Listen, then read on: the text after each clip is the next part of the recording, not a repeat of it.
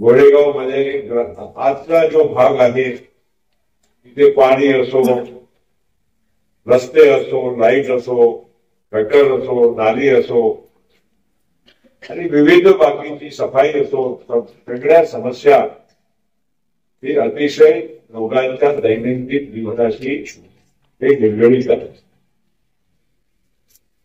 आणि हे आपल्याला चांगल्या पद्धतीनं हे सगळं आपल्याला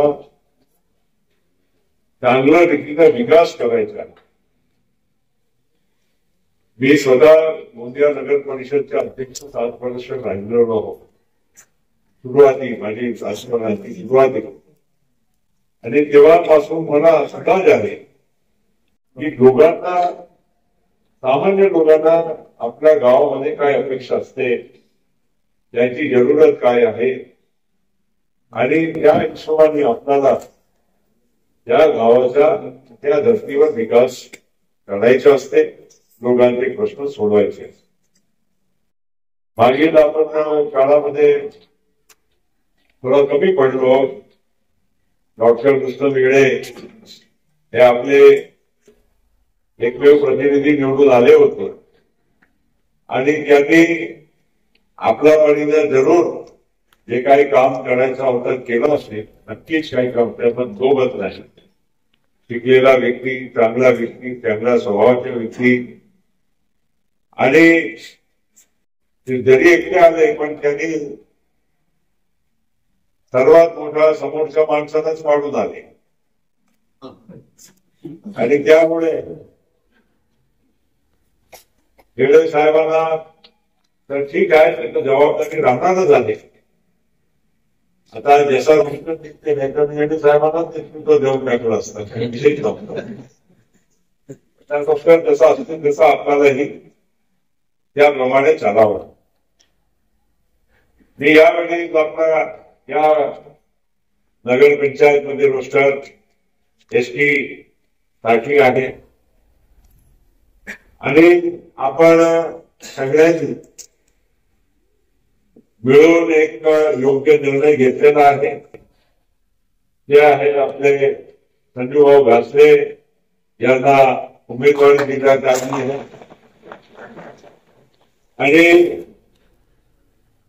घासलेची जी एक लोकप्रियता आहे, कारण वर्षोनवर्ष त्यांनी या गावाची लोकांची जनसमस्या सातत्यानं कुठल्या ना कुठल्या माध्यमातून त्यांनी अधिकारी वर्ग असो, जनप्रतिनिधी असो तिथपर्यंत पोहोचवण्याचं काम केलं आणि एक चांगला स्वच्छ प्रतिमेच्या जनहितासाठी झटणारा व्यक्ती याची ओळख आहे. त्यामुळे आपण सगळ्यांनी शिफारस केली आणि पक्षांनी त्याला मान्यता दिली.